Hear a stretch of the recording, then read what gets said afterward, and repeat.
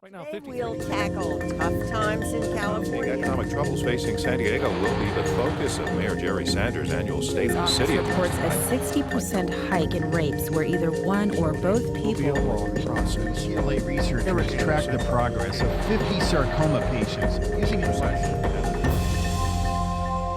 From the KPBS studios, this is San Diego Week. Hello, I'm Joanne Ferry, and thanks for joining us. The big story this week, Governor Jerry Brown vetoes the state budget. So I am vetoing it today because I don't want to see more billions in borrowing, legal maneuvers that are questionable, and a budget that will not stand the test of time. We'll tell you why he didn't sign a budget passed by his own party. And it looks like redevelopment will take a major financial hit. What does that mean for the new Charger Stadium? Also in the show tonight, a special homecoming at Naval Base Coronado. And blowing the bugs off your strawberries. We'll show you how it's done. All that and more coming up. But first, the news. Amitha Sharma joins me from the KPBS News Center. Amitha? Joanne, there's a bit of good news for San Diego drivers. Prices at the gas pump are dropping about a penny a day. Higher prices since the political unrest in the Middle East this spring have strained household budgets and pushed down demand. And get ready for traffic jams. HOV lanes on the I-15 will be closed in both directions for 9 days beginning tomorrow as construction is completed on 2 new carpool lanes. Home foreclosures in San Diego County are on the decline. Foreclosures decreased 8% in May. The number of defaults on mortgage payments also dropped last month by nearly 17%. Among the reasons for the decreases are the reluctance of banks to push through home foreclosures and more short sales by homeowners. And former Defense Secretary Donald Rumsfeld was at the San Diego Naval Base today signing copies of his new memoir. The public was not invited and reporters' questions were restricted. Rumsfeld sees the book as a chance to tell his side of history on the Iraq War and other events. Some critics like Bob Woodward of the Washington Post called Rumsfeld's book a whitewash of history.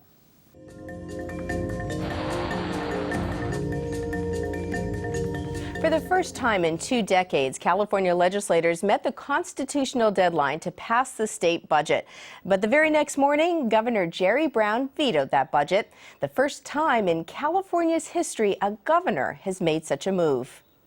In January, I presented a balanced budget solution of deep spending cuts and a proposal to let the people of California vote on whether to extend some taxes on a temporary basis. Unfortunately, the Republicans said no. They didn't want the people of California to have that right to vote.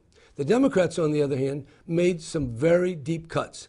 And in the budget that I received today, there was more positive work. Unfortunately, it doesn't go far enough. California is facing a fiscal crisis, and very strong medicine must be taken. So I am vetoing it today because I don't want to see more billions in borrowing, legal maneuvers that are questionable, and a budget that will not stand the test of time. Thad Kauser is a political science professor at UCSD. He joins me now to tell us why Governor Brown did what he did. Thad, let's start at the beginning now. First of all, the fact that there was even a budget to veto really made news this week.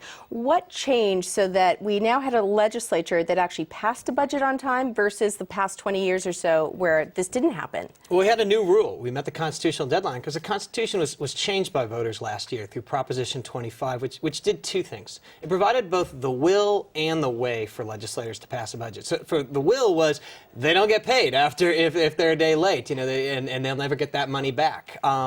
And the way, though, I think was much more important. It said instead of having to get 2/3 vote, which really means Republicans and Democrats to get together to pass a budget, you could pass it by a simple majority, and that's what this bill passed on earlier this week. I think there's a lot of people sitting at home who think this was sort of a bit of a trick, right? Let's pass a budget that the governor won't accept and we still get our paychecks. I mean, do you think there's anything to that? Well, I think voters have a right to be frustrated, but going back to, I think it was Wednesday when this budget passed, this was not a foregone conclusion that the governor would veto this.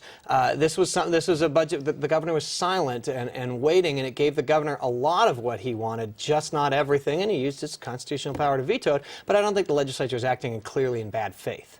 So let's talk about that. You have a governor who vetoes a budget that was approved by his own party. He says this wouldn't have stood the test of time. What did he mean by that?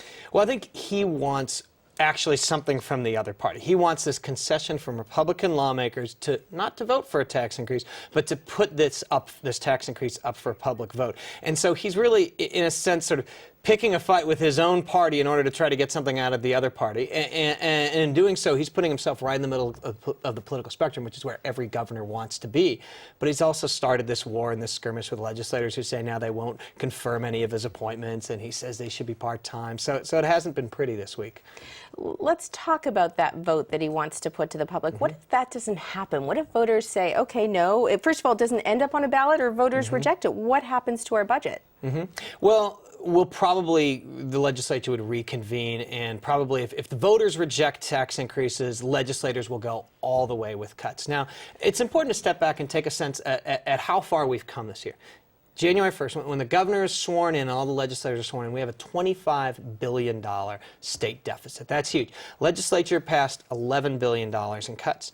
We got good news in April when the tax revenues came in. They're about $5 billion ahead. The legislature did another $4 billion in cuts. So we're almost all the way. We're at the 10-yard line here, and this budget just didn't take us into the end zone with fully resolving this budget deficit. It did some borrowing and some gimmicks and some tricks to get there.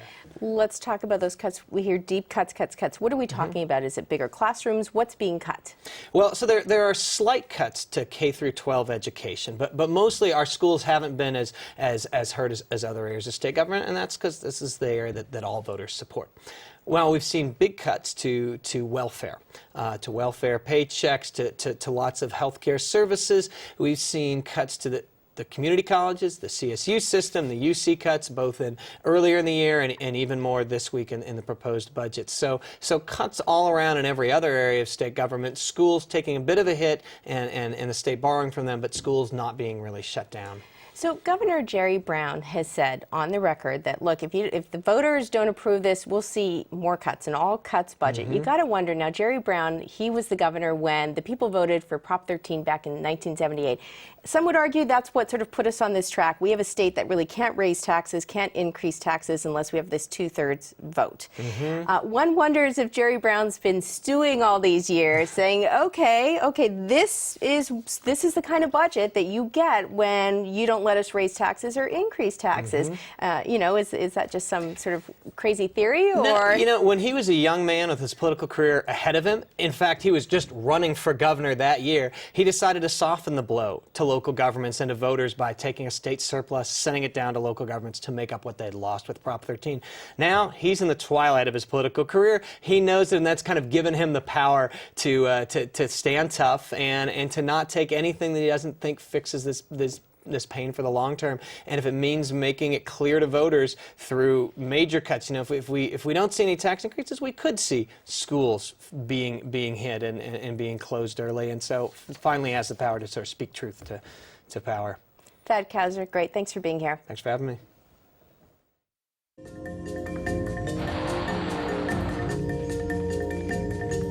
The state legislature passed another bill this week that was not vetoed, a bill that would transfer millions of dollars in local property taxes from redevelopment agencies to schools. Petco Park is just one of the projects initiated by a redevelopment agency here in San Diego.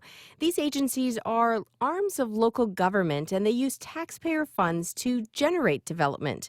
Most of their projects are in urban areas, and throughout the county, nearly every city has a redevelopment agency. Your property tax dollars contribute to these agencies. Now, here's the breakdown.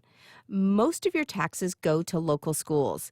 20% to cities, another 20% to the county, and about 11% to redevelopment agencies. The bill that was passed this week would shift some of those redevelopment dollars to schools. We contacted the county to find out how much of your tax dollars would be shifted to local schools. A spokesperson told us the county is still analyzing those numbers and is not ready to talk about them.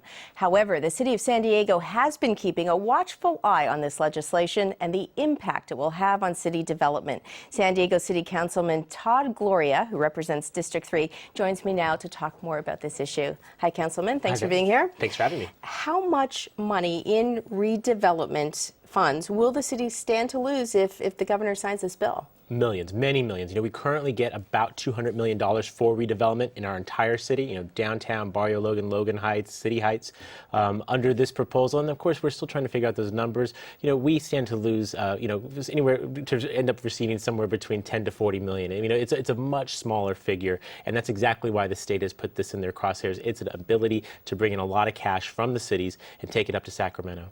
Let's talk about some of the projects redevelopment agencies fund. We mentioned Petco Park. What are some of the other things that the city's looking at doing?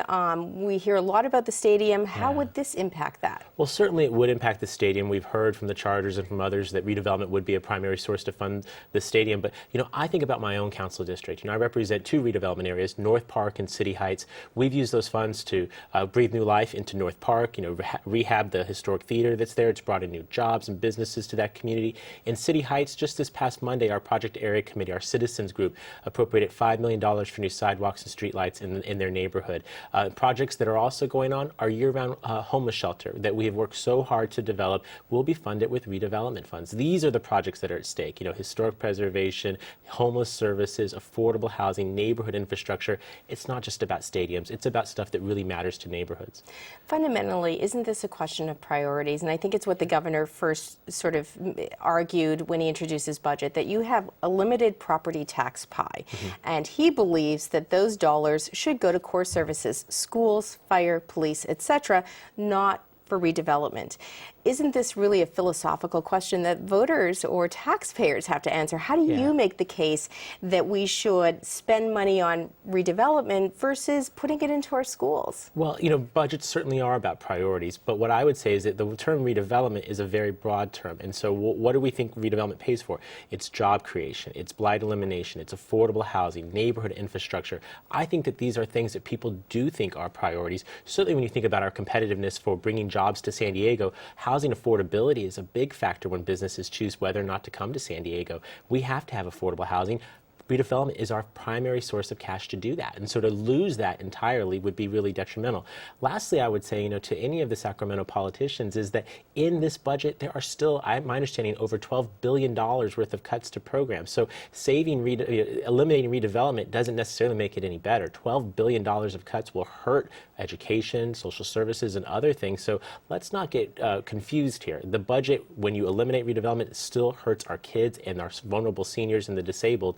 These folks are not giving us any great cure-all by eliminating redevelopment. It's just spreading the pain out to even more areas of our economy. So what does the city do next? What's the backup plan? Well, we're going to fight this. We're going to fight this. We believe that this is unconstitutional. The voters just recently approved, an initiative on the ballot that said that you can't do this, and the Sacramento is choosing simply to ignore that. Naturally, we're going to fight. And what's the initiative? Which one are you talking about? It was on the last. It was on the last in the November ballot, and basically it said that we're tired of the state raiding local funds in order to solve their budget problems. And we've passed a series of these, and they continually try to go around them. This one specifically addressed a lot of the things like redevelopment. So we're going to fight this, and we think we'll be successful. And we're going to fight it because, again, we have to have affordable housing in our communities. My neighborhood is City Heights. It's a neighborhood I live in. 3 generations of my family have lived in it. We have turned that neighborhood around thanks to redevelopment.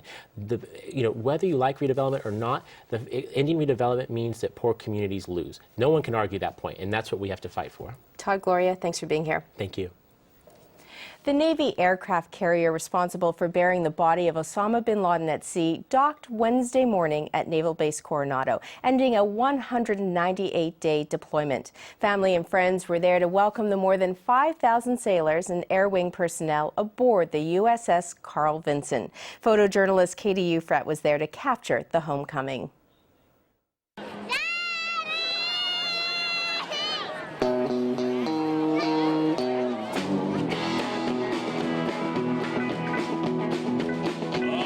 It's rolling around the bend, and I ain't seen the sunshine.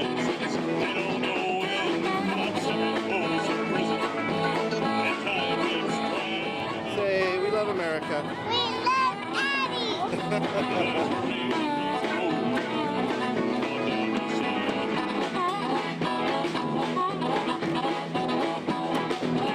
can't tell you what a privilege it's been to command these young men and women. The work that they've done across the entire spectrum of maritime operations has been absolutely phenomenal. It absolutely is historic, and we're proud of that. I think everybody was pretty stoked. I think, that first week of May, everybody was sitting there looking around, very proud to have been part of that piece of history. We're very proud, but very nervous at the same time. I know how important it was to them and to everyone in this country, so we're really very, very happy, proud, and grateful. Justice has been served, finally.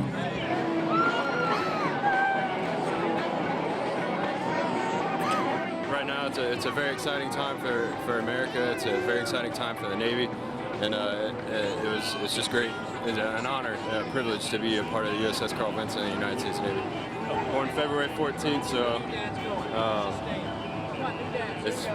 I'm at a loss for words, honestly. It's just, I've seen pictures of him, but nothing compares to seeing him in person.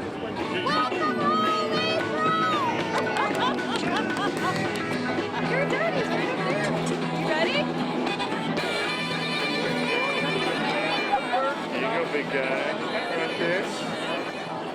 I'm glad you didn't crown me. At first I thought you'd go crown me when you see me. Yeah. When we heard it on the news, we heard the name of the ship. We couldn't believe that she was actually on there. I couldn't wait to hear from her. Words can't describe how proud I am of my daughter right now.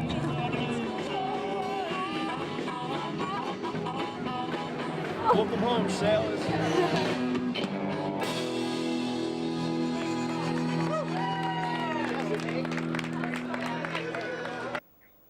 KPBS photojournalist Katie Ufrat reporting.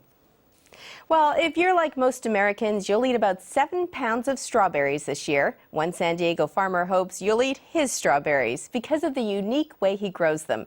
KPBS reporter Peggy Pico says the new technique makes for tasty berries. Let me take you down, 'cause I'm going to strawberry fields. Cheers. Cheers. A salute to celebrate these special strawberries ends here at the sophisticated Marine Room restaurant in La Jolla Shores. The University of California patented the strawberry variety called Seascape. They're delivered to the restaurant on the day they're harvested. These are the only strawberries Executive Chef Bernard Guillas uses. My strawberry have arrived. All right. Indeed. This is gorgeous. The road to strawberry stardom is far from glamorous. The journey begins at a unique organic greenhouse in Oceanside called Airstream Innovations. Which brings us to the birthplace of this strawberry, a 300-foot plastic cocoon, which is a virtual low-speed wind tunnel. And it's the constant 3-mile-an-hour wind that drives this strawberry to perfection. Wind that makes this a sort of fruit farm in a blimp. It all begins with the intake tower. The intake tower captures the wind. 2 giant fans suspended in the greenhouse keep the 3-mile-an-hour breeze constant. That's enough pressure to keep this frameless bubble inflated 24 hours a day, 365 days a year. You can see there's no frame holding this up, only air pressure. Dan Shelf is president of Airstream Innovations. He believes the patent-pending wind system he designed in 2005 improves the plant's photosynthesis, making it more flavorful and nutrient-rich. The real benefit is the fact that the air is flowing from one end to the other at a slow rate. You can see these leaves barely moving here. The benefit to the plant is that it ultimately has more water, more minerals, more carbon dioxide to the leaf, and more photosynthesis for flowers and berries. A layer of plastic bubble wrap protects the soil from evaporation, which reduces the amount of water these plants use by 1/3, while constant air pressure acts as a mechanical barrier to bugs. So here we are at the bottom of our intake tower. It's surrounded by an insect net. If a pest happens to make it through the thick net and whirling blades, No pesticides, even so-called natural ones, will be used to stop it. I've used my physics background to provide an environment where we don't need any of those.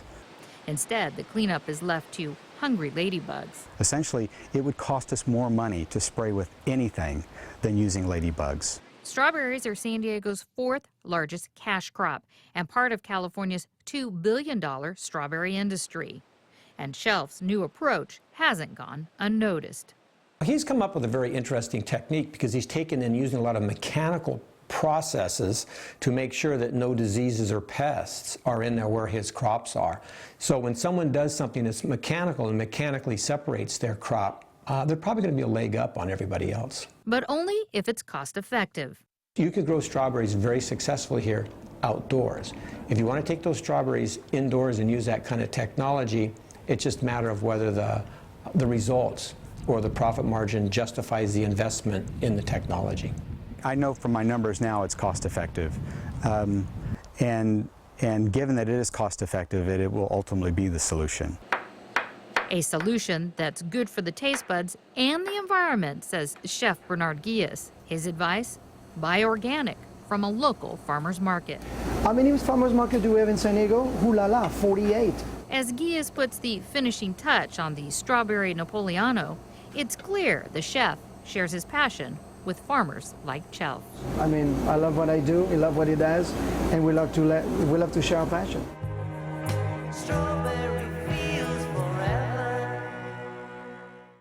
KPBS's Peggy Pico reporting. Airstream strawberries are only sold to restaurants, but the company hopes to have them in farmers markets soon. 3 years ago, vendors at the farmers market in City Heights began accepting food stamps in exchange for fresh fruits and vegetables. Organizers said it was a risky venture. They didn't know if low-income people would shop at the market. But on its first day, people lined up for hours, and they've continued to line up every Saturday morning since. City Heights now has the highest food stamp redemption rate of any farmers market in the nation. This next story comes to us from our partners on the Speak City Heights project. Today we're going to be making a squash dish. Do you guys like squash? Yeah. As I became an adult, I saw a lot of my family members with diabetes, high blood pressure, and I know that's something that I didn't want for my family. So we started making healthier changes. San Diego County has the lowest CalFresh participation rate in the nation.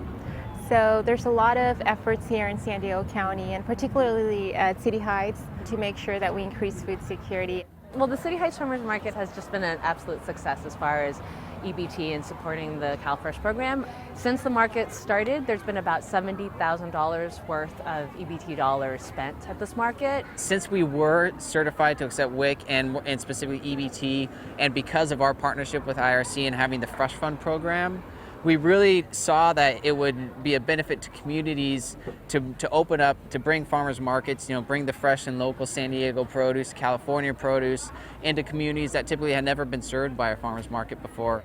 Before, I didn't really care what I eat. I was just eating whatever I see or go drive through food, whatever. But since I got pregnant, I changed my whole habit of how I eat because I want to be like a role model for my son. The customers, they go to the manager at their stand, and manager have big boxes of tokens ready to get handed out.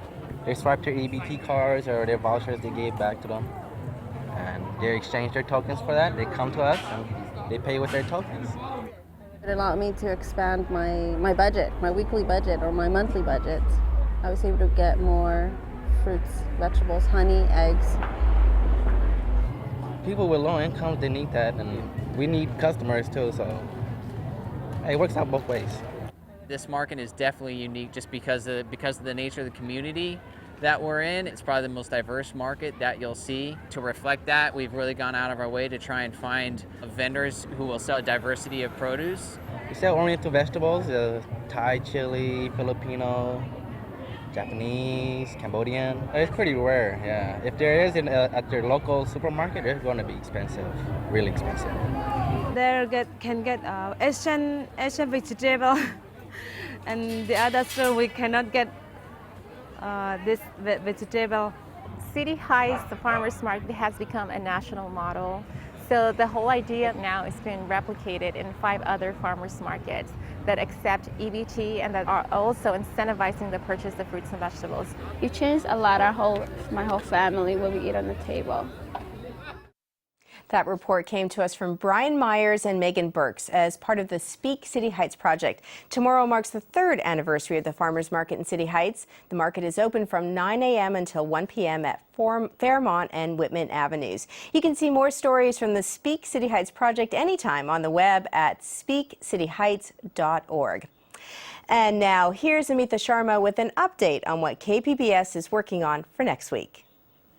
Coming up on KPBS next week, federal authorities are cracking down on scam artists who prey on immigrants hoping to become U.S. citizens. And on Midday Edition, we'll find out why libraries are so important to San Diego lawmakers. Thanks, Amitha. All of the stories you saw tonight can be viewed on our website at kpbs.org/SDweek. And now here's a look at your weekend weather forecast. Thanks for watching. Good night.